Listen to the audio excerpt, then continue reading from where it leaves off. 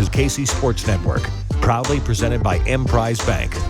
Hello and welcome into another edition of Three Ma. I am John Kurtz, joined as always by Derek Young from K-State Online, Cole Manbeck, former beat writer for the Manhattan Mercury. We are back from Manhattan, at least Cole and I, DY there permanently, but we go to the game. We watch K-State get smacked around by Nebraska in the second half. It was not particularly fun afternoon in Bramlage Coliseum. Pretty good crowd with no students there, but K-State scoring 12 points in the second half and going the final 14:45 of the game with only one field goal spelled doom for the Cats. And it would lead you to drink, I would certainly imagine. I just hope it was your Ben Holiday Bottled in Bond Bourbon or your 360 vodka. Of course, both provided by our friends at Holiday Distillery. Make sure that you get out and find that if you are a bourbon drinker. We get rave reviews all the time about Ben Holiday Bottled in Bond Bourbon. Or if you are more on the vodka side of things, 360 vodka. Make sure that you are locked and ready to go for the rest of basketball season. Also, we got the Pop-Tarts Bowl coming up. Go get the Ben Holiday Bottled in Bond Bourbon now so you can make sure to pair it with the appropriate Pop-Tart. You know, a little taste testing, that would probably be a good idea there. So, yes, shout out to our friends at Holiday Distillery. All right, man. I mean, look, they were fine in the first half, up 34-31 at halftime. Seemed like, to me, everything was on track, and K-State just went ice cold in the second half, 0 of 12 from three-point range. As I mentioned, just one field goal basically the last 15 minutes of the game. And I don't know, Jerome Tang's attitude and Tyler Perry's attitude after the game seemed to be kind of like, hey, you're going to have games like that where it doesn't matter what you do, you're not going to win because the ball just isn't going in the hole. That's a bit frustrating to me to hear after the game, especially when Nebraska was dominating K-State on the offensive glass as much as they were in the second half, which feels to me to be a little bit more of an effort sort of stat. But I don't know. That was apparently the takeaway, at least publicly, for Jerome Tang and company after the game. Derek, what did you think after seeing the game and going through the presser? They definitely were dismissing and chalking that one up to it being one of those 2 or 3 games that happen every year. I have a hard time viewing it similarly. I think from a shooting perspective, they're probably right. But I just think that there were enough issues, other issues in that game that would lead me to believe that it was more than that. That doesn't mean that it's a blinking red sign going off in my head or alarm bells to sound. I'm not necessarily saying that. I wouldn't qualify that game as they did afterwards. And maybe that's to take some of the pressure that's been on them for the past few weeks and to kind of relieve them of that, because, you know, I'm working on, you know, our what we learned story right now. And one of my bullet points is, and that maybe it was a little bit of one of those situations, you know, they beat Villanova and LSU amid those distractions, and we thought those distractions might sink them in one of those 2 games. And instead, they kind of forged forward and played their best stretch of basketball. But maybe it took everything out of them at that point to play their best stretch of basketball, because that took an insane amount of mental fortitude and toughness to kind of go through those gates, especially winning on the road against a high major opponent by 15, even if LSU was, you know, subpar. But at the end of the day, I thought the reason why I wouldn't just qualify it as a cold night shooting is like, there were, I guess, 2 examples, and it's going to sound like I'm calling out 2 individuals, and I'm not. I'm sure it was a collective issue, collective thing that transpired in this one. But Jerome Tang often talks about, you know, toughness, and he defines it as doing the next right thing, which I appreciate, and I would agree. There was one time where David Gasson basically tried to posterize someone with the dunk. I think he was trying to dunk over 2 guys, fell down, wanted a call, probably should have been a call, didn't get a call. Nebraska's scoring a basket on the other end before he even gets off the floor. He's still laying on the ground underneath the Kansas State basket that they're trying to score on. And there was another case where Arthur Kaluma did the same thing, I believe, when he probably got fouled, should have got the call, didn't, and is trying to gesture to try to get the call or to show frustration that he didn't get the call. Before you know it, I think he had just got up and Nebraska's on the other end of the floor about to score again. So those are 2 things where, you know, you're not really doing the next right thing. If you're not getting up off the floor And instead of arguing with the ref or complaining that you didn't get the call, you're not down there helping your team defend the basket. Those are two instances that troubled me a little bit. Yeah. I mean, look, one thing I will say about effort is when shots aren't falling, it often seems like an effort issue too. When you're watching the game as a fan, you think if you're not making baskets, everything kind of crumbles and it feels like effort. But a lot of times it's just a matter of the shots not going in the basket. Now, I think it's more of a combination of both. I think there were probably some effort issues in that game. I think there were also probably some defensive lapses, the way that Nebraska was attacking K-State offensively, where they kept getting the switch. I think Jerome Tang talked about it after the game too, but they kept getting Jawan Gary, who's a 6'6" transfer from Alabama, really mobile type big that can go play down in the paint and play out on the perimeter. They kept getting him on Tyler Perry, and what was happening was those long shots, they would have him go to the weak side and he would be right there and have the mismatch to get the offensive rebound. Jawan Gary ends up with 11 offensive rebounds in the game, 18 boards overall. Gary's in his fourth year of college basketball. The most rebounds he'd ever had in a game was 11. Going into that, he had 18 against K-State. Nebraska was 102nd in offensive rebounding percentage coming into the game. Obviously, they collect 22 offensive boards, with 14 of them coming in the second half. What's interesting about the final box scores when you look at the numbers is Nebraska didn't necessarily capitalize at a high rate on the offensive rebounds. They only have 16 second chance points in the entire game. They outscored K-State 16-12 on second chance. And in the second half, when they had 14 offensive boards alone, they only had 9 second chance points. But what I think where it hurt K-State maybe the most, first of all, it sucked the energy out of the crowd. It was deflating to keep having those offensive rebounds that Nebraska was getting. But it hurt K-State in being able to get out and run.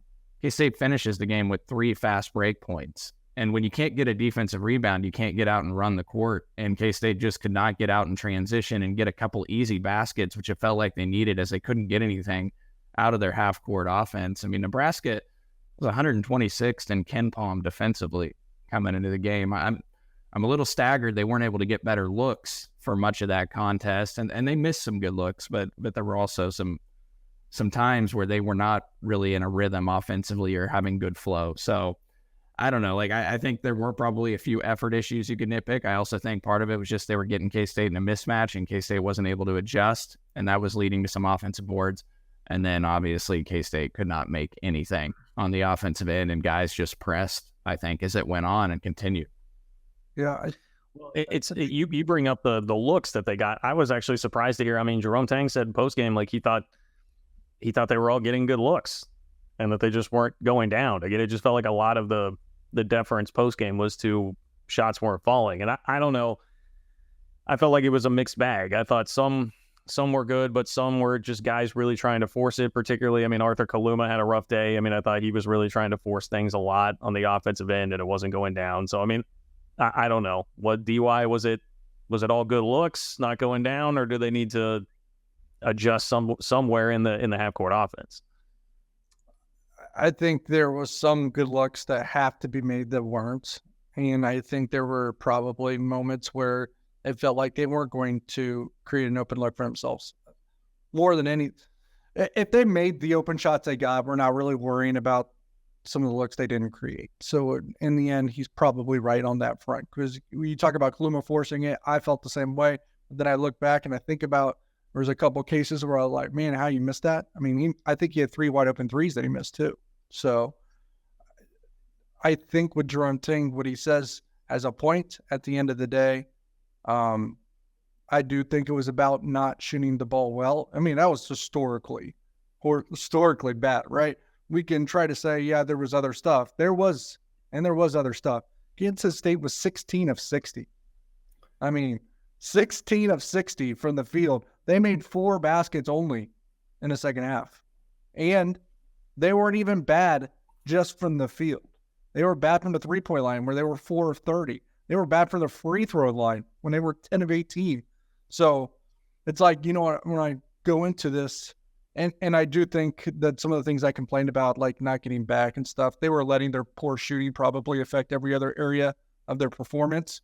So what looks like effort is probably just pressing and letting the bad shooting get in their head. But at the end of the day, you would have seen a shooting performance like that. You're like, this team play 4 games in a week? And maybe it felt that way just because of all the stress that they've been through kind of caught up to them. I don't know. I think where I am a little concerned, because I think, you think sometimes like a bad shooting effort like that, you're like, isolated incident, just a rarity, and that's not going to happen again. Well, K-State went 4 of 28 from 3 against Miami. They went 4 of 30 yesterday against Nebraska. They went 3 of 18 from 3 against North Alabama. They went 8 of 33 from 3 against USC. In the 3 losses, they're a combined 16 of 91 from 3 this year, which is 17.5%. They're now 285th in the country in 3-point offense at 30.2%. So I worry if this team has enough shooters. And it doesn't help that Tyler Perry is really struggling, obviously. I mean, Tyler Perry now in his last 8 games is shooting, I believe, 25% from 3. I think I have him at 17 of 68. Let me just run the numbers real quick. Yeah, 25% from 3 in his last 8 games. So he has struggled. I don't know if it's a matter of just not getting the looks he likes, but there's been some open looks he's missed. He's obviously been clutch at times, but they have not been a consistent shooting team on the offensive end. And obviously we've talked about already, and I think Jerome Tate mentioned it a couple of times, confidence, and that's why he didn't absolutely smoke them in a post game, because he thinks this team is in search of confidence, because then they'll play a lot better if that is the case. We've talked about that maybe being in the Tyler Perry's head. He made 3 of his first 4, and then I think he missed his last 6 from the 3-point line. So a little streaky, a little inconsistent, maybe in search of confidence. Another guy in search of confidence, and I think that's why he doesn't get smoked either, is David Gasson. Like, I think they're trying to get him. Now, he was a good rebounder for most of the season, pretty good in the first half, not so much in the second half. But again, I think that's a guy, has he missed 9, 10 straight free throws? Well, and Tang really went to bat for him in the post-game press conference. Somebody asked a question about Gasson and struggling offensively, and Tang was kind of like, well, I thought he was pretty good today. Really didn't give into that question very much at all. So that would definitely lend some credence to your theory there. And yeah, Cole, I mean, I was going to say the same thing. The problem with the shooting is that, like, this whole team, Tyler Perry especially, but this whole team has just been very streaky. Like, even Kaluma, Kaluma had been red hot for the last couple of weeks, but before that was kind of ice cold. I mean, this team has just been very, very streaky as a whole throughout the year. And so that's kind of what concerns you going through the rest of the season. Like, I think they definitely could have nights where they jump up and beat about anybody in the league if they're hot and they're shooting it well. But then there are nights where they could literally, especially in this league, lose to anybody in the league because you're just going to get an effort like you got yesterday. So I don't know if there's a fix for that. That's the problem. I don't know if there's a fix for that, especially if Perry, who's supposed to be Jerome Tang's called him the best shooter in the country. If he's supposed to be that guy and he's the one that is struggling the way that he is, I don't know if there's a fix for that. Now, the fix was supposed to be that you would have a 6'10" pogo stick matchup nightmare that could play 1 through 5 that was going to come in the game and attract a lot of attention and create some better looks for everybody. But we know that good old Richard Linton took care of that, so he's not riding in on the white horse to save everybody here, and that I think is the concern for the rest of the year. Another one of my bullet points in the story I'm writing right now is the volatility of this team. And their defense, a lot of teams are pretty volatile this time of year. It's still December. You don't start really crafting a model of consistency until January. Really, that's what happened with this team last year, was with the Texas and Baylor road trip at the beginning of January, where they kind of started to craft into form. And they had games in December where they're in a dogfight with Radford. They're falling to Butler by double digits on the road. Now, I think this one probably stings a little bit more. It's probably a little bit more disappointing. But the volatility in this team is to your point, John, is why you're seeing there's the results of that you are. And I know it's a product of the shooting performances one way or another, but this team, beats Villanova, basically dominates LSU on the road, defeats a solid Providence team in overtime. At the same time, it's getting smoked at home by Nebraska and having to take North Alabama into overtime. So the volatility is a lot. And you just wonder when that's going to shake out. And because, we're going to find out which one of those they are. Yeah, real quick and I know we got to go to break, real quick on the shooting front as well. I mean, we all acknowledge Cam Carter's made a significant leap this year in how he's playing. He's been great for K-State. but he's shooting 29% from three now. He shot 33% last year. So it just shows the shooting woes this team has had from the perimeter and just not being able to consistently put it together. I think RJ Jones is a guy that they're going to have to get going as a freshman coming off the bench because he's a guy that they know can shoot it. And I think they have to figure out a way to get him out there on the court a little bit more to give them a little bit more from beyond the arc. I think, and I know we had to go to break, but I think you need him on the court because you talk about Tyler Perry, Cam Carter, their shooting woes. If they're averaging 38 minutes a night, is that why? But yes, that's another good point. They've really had to stretch a lot of these guys throughout a good portion of the year. And I mean, you go down the list of the big three that they have. I mean, Kaluma's 2 for 10, 0 of 5. Carter's 4 for 17, 1 for 8. Tyler Perry's 3 for 11, 3 for 10. Just not going to get it done. And those three also combined for 7 turnovers in the game. So, just a rough effort, and K-State needs those guys to be good. Home field apparel is always good, though. Never need to worry about that. No off shooting nights for home field apparel. You can go to homefieldapparel.com. They've got 40-plus K-State items there to choose from. We are regularly wearing those here on the show. I was wearing my home field, Sailor Willie quarter zip to the game on Saturday. Is that an Akron logo that you have, Derek? Army. Commander Army. Okay. I thought he had App State on. Army. They won the Commander-in-Chief trophy. Okay, DY supports the troops via Home Field Apparel, and you can too because they have 100-plus other options there as well at homefieldapparel.com. And we're so nice that we'll give you 15% off your first order. It's code 3MA23. So tell Home Field Apparel that 3MA sent you with promo code 3MA23 for 15% off your first order. Still time. You got a week before Christmas, everybody. You got a week before Christmas to make it happen. But yes, see our friends at Home Field Apparel. Make sure that you are geared up for the rest of the season, and we are back in just a moment. Thanks for listening to KC Sports Network. Make sure you download our new app. Find it on the App Store or Google Play. Just search KC Sports Network. Yeah, I guess one other thought I had, and this is not really fair to do. They've won the games, but they've won 4 overtime games this year, right? If they're 2-2 in overtime this year, how much differently are we viewing this team right now? I mean, particularly a couple of those games are Oral Roberts and North Alabama. The Oral Roberts who got beat by 21 by Oklahoma State, by the way, yesterday. How differently are we viewing this team if 2 of those overtime games go differently? I mean, then we're feeling like this season's a disaster so far. So they've really been towing this line of we feel okay about where they're at, but it's been close to really, really rough so far. Yeah, without this 2-2, even if the 2 wins are against North Alabama and Oral Roberts, then you lose 2 of your quality wins there that you feel good about in Villanova and Providence. And if it's the other way, it's how the hell did we lose to Oral Roberts and North Alabama? So 4-0 in overtime is probably doing a lot of the heavy lifting for this season. One thing I would say also, John, it's a good point. It's a valid argument. It's fortunate, you look at the North Alabama game, they got very fortunate. Jerome Tang even acknowledged they didn't deserve to win that game, and they snuck through with that one. Or otherwise, this isn't feeling good right now. Yesterday also hurt because the way that you lost in the advanced metrics, you got killed. You dropped 21 spots in Ken Palm from 46 to 67.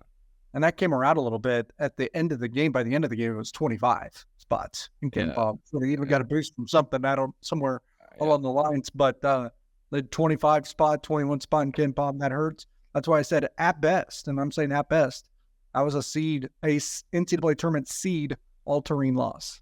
Yeah, they're now 67th in Ken Palm, and offensively they dropped to 106th in offensive efficiency in Ken Palm, and they were probably, I think, around 50 going into yesterday, if I recall correctly. So it crushed them there. I haven't seen the NCAA net rankings. I'm not even going to look. I don't want to see what those look like, but I'm sure it's still, those just fluctuate. They're so fluid right now. But one thing I will say is, when you look at guys that can give this team a jolt, obviously you're not going to get Naquan Tomlin anymore. And we don't have to talk about that anymore. But although I will say, guys, I do have to preface it that I keep seeing people tweet or say, he was a 10-point, a 5-rebound a game guy. How big of a difference is it going to make? Do people forget the jump that Cam Carter made from 6.9 points to almost 17 points this year? Guys improve, and he was given a first-round draft grade if he improved in certain areas. So please stop arguing that Naquan Tomlin wouldn't have made a significant leap, because he certainly almost assuredly would have.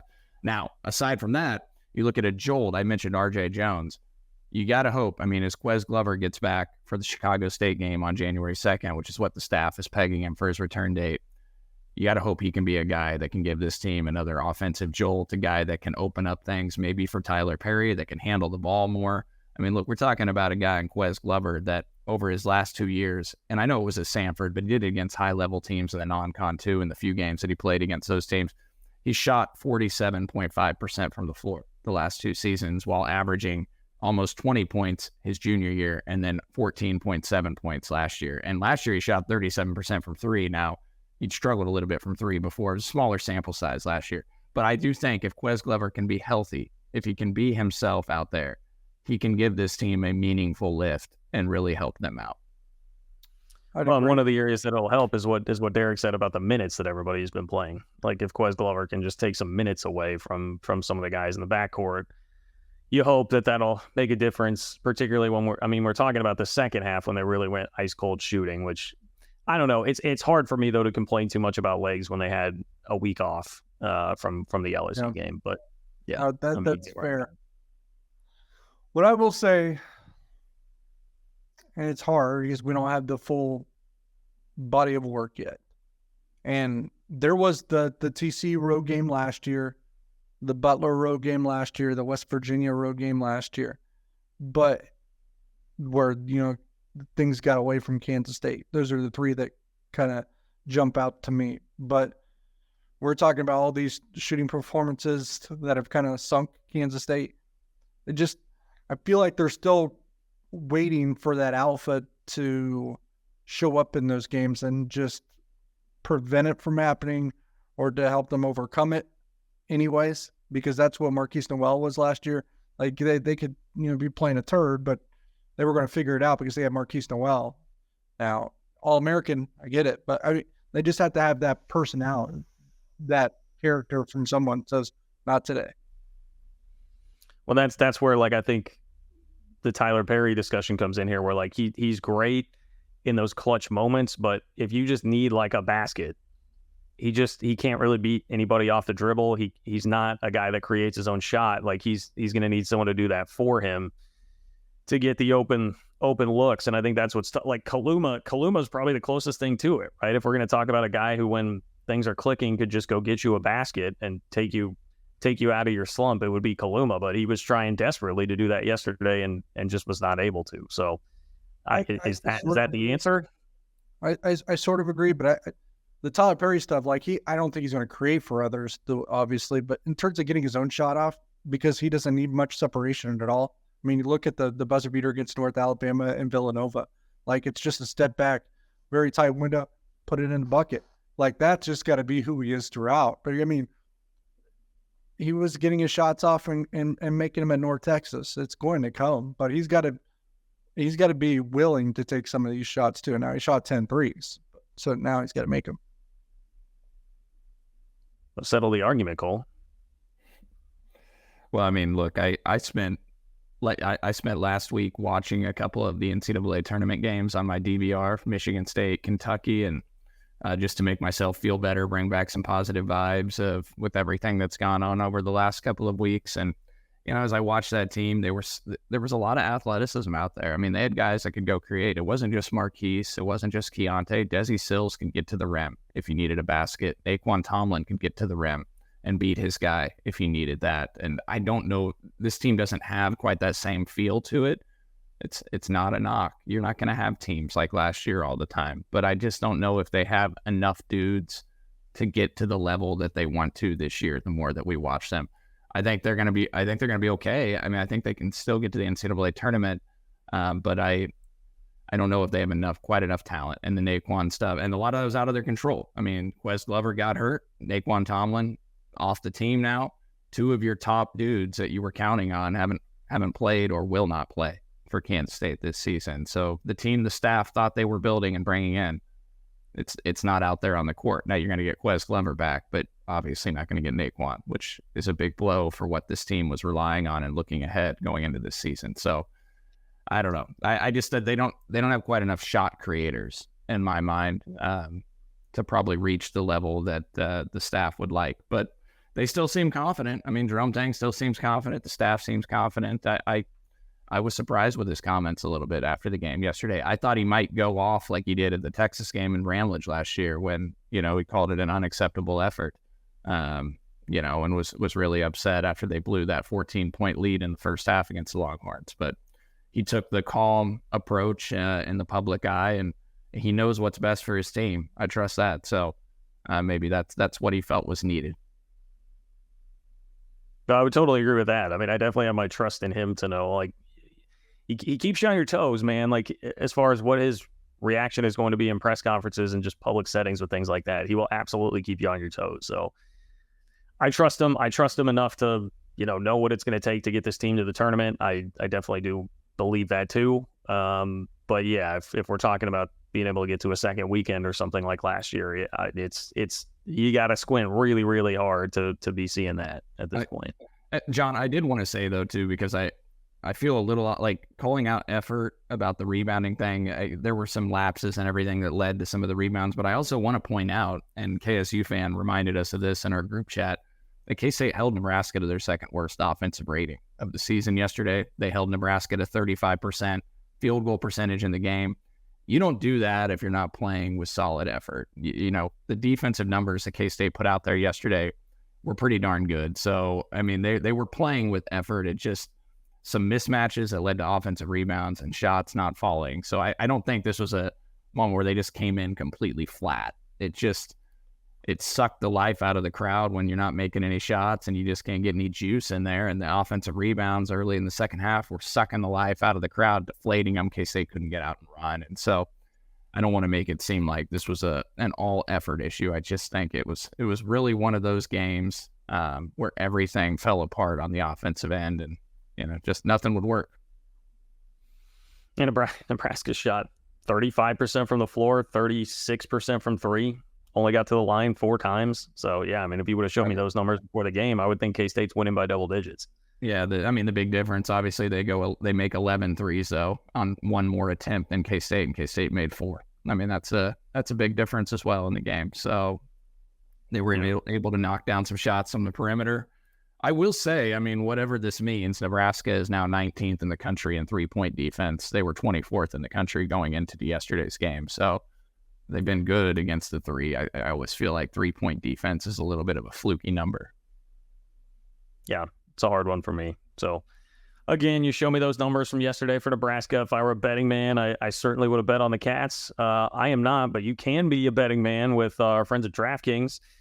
NFL fans, time to unwrap nonstop football action this holiday season. Throw down on big matchups with DraftKings Sportsbook, an official sports betting partner of the NFL. This week, new customers can bet just $5 on the NFL and score $150 instantly in bonus bets. Download the DraftKings Sportsbook app now with code KCSN. New customers can bet $5 on NFL action to score $150 instantly in bonus bets only on DraftKings Sportsbook with code KCSN. The crown is yours.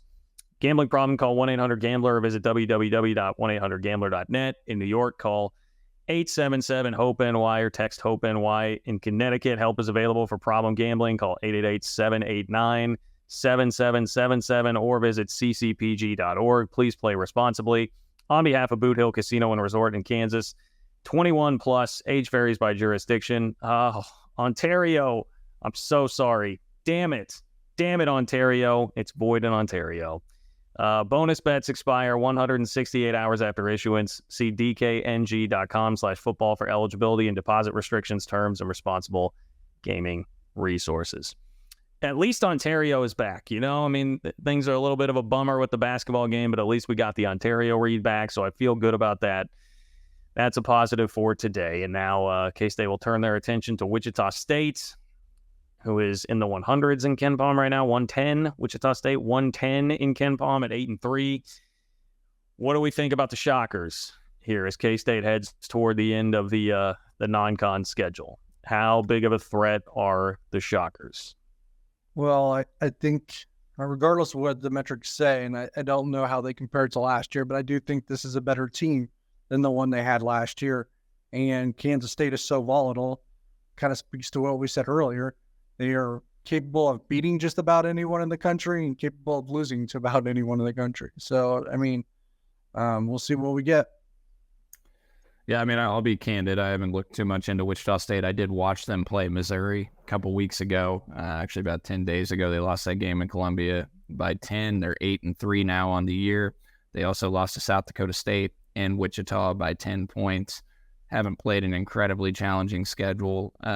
Knocked off St. Louis by 19, beat Richmond by 12, so beat a couple of Atlantic 10 schools. But I haven't looked too much into them. They just knocked off Southern Illinois by 1 point at home. They're 93rd. At least they were 93rd the other day when I checked, and Ken Palm going into it. Poto, big man, is a guy that returns for him. He's averaging 12 points a game. And then Rogers, I think they have a really good 3-point shooter, and it might be Colby Rogers here as I'm looking it up. Yeah, he's a really solid 3-point shooter. I haven't done a lot on Wichita State guys, so I will say they seem to be pretty volatile too. They beat some okay to solid teams. A couple of them comfortably, lost to, got a rough loss in there. Got to barely beat Southern Illinois. So I think you are getting two volatile teams, and probably getting two coaches that know very well what each other wants to do. Yeah, well coached team. I mean, Paul Mills, he's an excellent coach. So I'm trying to find. This is outstanding. Now, Wichita State's now 110th in Ken Palm. They dropped substantially. So, well, one point win over Southern Illinois probably did that. Yeah, 158th offensively and Ken Palm 88th defensively. I would like to see K-State blow somebody out. I mean, you can count the LSU. I mean, a 15-point win is a comfortable type blowout, but I'd like to just see them take control from the start. It's what I kept waiting for yesterday against Nebraska. Just, go on that like 8-0, 10-0 run when they were up by 3 or 6 and push that game out, and they weren't able to do it. What's funny is, and I think I wrote this at one point in my instant takeaways as I write that throughout the game, was they're sitting there up 3 at halftime. I actually felt good about it because they didn't really play that well in the first half either. Yeah. Yep. So hopefully I'd love to just see him in front of a great crowd on Thursday in Kansas City. Just get out and blow the doors off of Wichita State and win by 15, 20 plus. So hopefully that happens and they go on holiday break, and they have Chicago State. They get Quez Glover back and open up Big 12 play at home against UCF. So there's a chance to still rebuild and just forget what happened. You're going to have a couple clunkers, and that was a clunker. And hopefully we just look back at the end of the year like we did Butler last year at Butler, throw it in the trash and move on. We had a listener, Cole, ask us if we had found tickets yet to Wichita State. The answer to that still is no. By the way, no tickets for Wichita State. So plan to go? You planning to go? I'm still undecided on that. Got to figure that out. What the plans look like. So not sure yet. Are you going to go? Also not sure. Not sure. Yeah, not to seem like bandwagoners here. I just don't know if I'm going to be able to make it down there on Thursday night or not. But I'd like to see if we're able to make it. I don't think I'll bring Brody to that one. So we'll probably leave. Oh, why not? I don't know. He needs a game off. So yeah. He just was getting all the love from Jareem for his chains last game, and now you're gonna shut it down. You were trying to prevent him from scooping up confetti after the game too, like just really putting the clamps down on poor Brody. I was also preventing him from yelling something else that he yelled at one point. Hey, speaking of that, was gonna ask you what you thought of good old Dick Linton sitting next to Gene Taylor down on near press row, sitting next to Gene Taylor and a little security detail. Your thoughts on Richard Linton showing up at the basketball game there? DY, you want me to take it? You take it? We both can. I mean, I had a feeling that he goes to every basketball game and didn't think he was going to change that up. But obviously, I think it was a little bit of a, I don't know if stunt's the right word, but he was, I think, strategically placed in terms of who was by, just because maybe it looks like they're trying to project unity, obviously, but also, if you put them both on the screen at the same time, maybe you won't get the boos because people won't want to boo Gene. Yeah.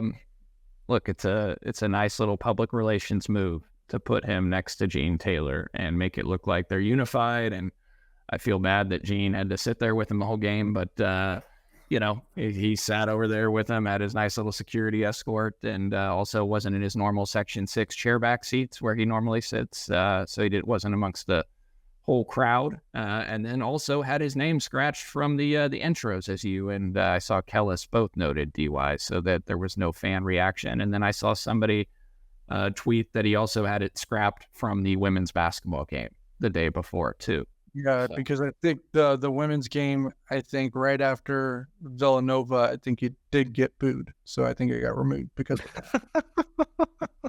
it's just come on, man.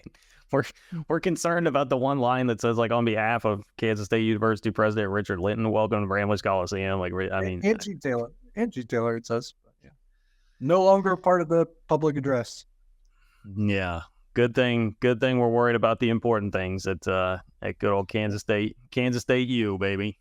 We have to. I think that does look.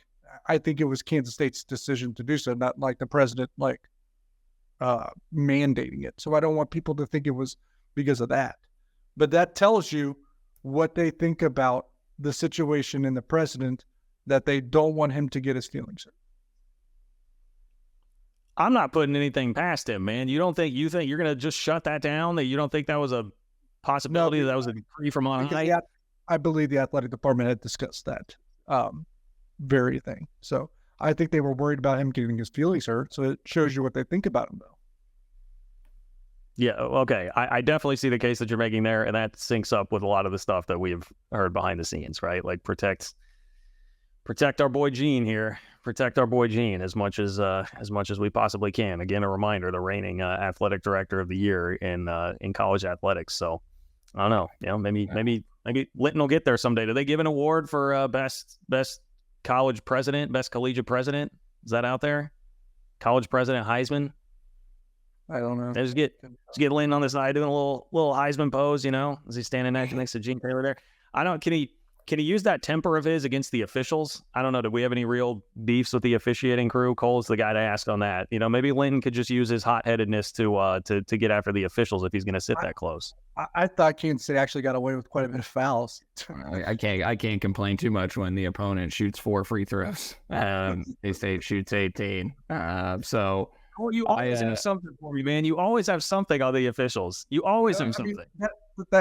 That's another way to summarize the game, right? Kansas State shoots 14 more free throws. Nebraska only shoots 35% from the field, and Kansas State still gets blown out at home. Yeah, we had Kip Kissinger make his first appearance in Bramlage, for the season officiating the game. But I'm not going to nitpick the officials. I will say that one of the worst offensive performances in Bramlage did occur with the president sitting courtside. So I don't want to place blame or project, but so maybe we don't have that happen anymore. This is hashtag analytics. Yeah, cannot argue. We have not won a game since they changed the public address at the beginning. Yeah. Yeah. I mean, I hate to place blame, but just saying, it could be anything. But have not won a home game since they kicked Naquan Tomlin off since Richard Linton kicked Naquan Tomlin off the team. So there's that stat too. Not good. Hashtag analytics there. It was a football visit weekend. DY transfer portal, hot and heavy. What do you have for us on K-State's pursuits in the portal? I think they had a lot of visitors on campus, even had Devin Dye on campus, the son of Jermaine Dye. He's being pursued both by K-State and KU. So for you Royals fans that are a little nostalgic. That's all-star Royal Jermaine Dye. Started in the all-star game back in the day. I was so proud. Proud to have him as a starter back. I'll be honest, I don't have a ton of information yet. It's a little, I'm not saying it's slow and nothing's happening. Just haven't really got my hands on anything. Malcolm Alcorn Crowder did not. That's the DN from a big DN from Butler Community College. Didn't visit Florida. I think he did visit Syracuse, but then not visiting Florida makes you feel pretty good about where that might be. I like where they are with Travis Bates, defensive end transfer from Austin P. So you already probably solved your offensive line riddle, and I think they're probably close to solving the defensive line riddle when you also consider that Brendan Mott announced his return live on 3 Mall last week. So at least you're kind of sewing up the trenches. Yeah. Receiver wise, I know that was another big part of the weekend. Receivers, where things trended there. Our visitors there, I don't know of any movement just yet. Miles Price of Texas Tech was on campus. Division II transfer from Tuskegee, I think is how it's pronounced. What is his name? Brandon Meeks, I want to believe. Shows you where everything's kind of spaced out right now between basketball and this. And the offensive coordinator of the bowl game, getting my wires crossed a little bit. I think it's Brandon Meeks. I know that he and Price were both on campus. I don't think the New Mexico State transfer was Trent Hudson. So had some even latent movement with some new visitors that were initially going to be in town that were in town, and in one or two that you thought might be in town ended up not coming. So some late action. We're in the dead period now, so that was probably the root of it, and we'll see what kind of transpires between now and then.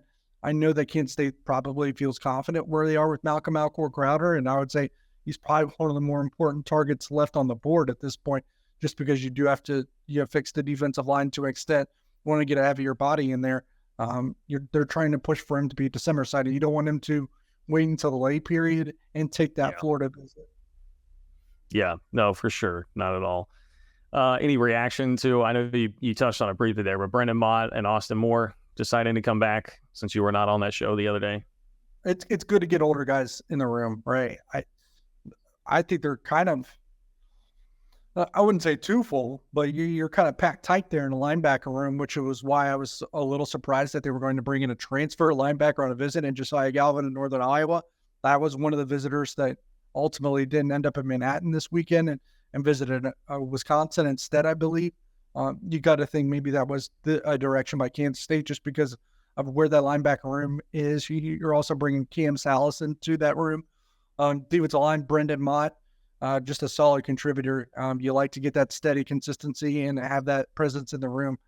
Guys that played a lot of football are still valuable. And when you lose, if they didn't bring back Mott, they were losing their top 4 defensive ends. Yes, Chidi Obiaiser and Jordan Allen have bright futures, but it's good to have an older player to put next to them, maybe add in Malcolm Alcorn Crowder, Travis Bates. You have 4 or 5 ends where you like to be that you can count on for next season. Yeah. Okay. I think that's about it. We'll keep you posted, obviously, on the transfer front. And hey, if you want more information as things go along, make sure you're a Patreon member, patreon.com/3ma. Pretty fun Discord these days. I mean, obviously we'll post shows up there. You get bonus content. Cole will do short little videos, opponent previews. I'm sure we'll get something on Wichita State as that basketball game nears. But in addition to the audio visual content that you get there, one of the most valuable assets you could have right now is being a member of the Discord, basically one big group chat where you're getting more real-time updates and inside info as we have it. I think people have been very, very pleased with that lately. So patreon.com/3ma, it's just $5 a month. Great way to support the show and stay up to date on everything else and get more bonus content from us. Patreon.com/3ma. I've not done a great job of promoting that lately here on the show, but that'll do it for all of us. Appreciate the work of Nick Springer behind the scenes as always. Thank you to our friends at Holiday Distillery, as well as Home Field Apparel and good old DraftKings. Shout out to Ontario. For Cole Manbeck and Derek Young, I'm John Kurtz. Thanks for listening to another edition of 3 Ball.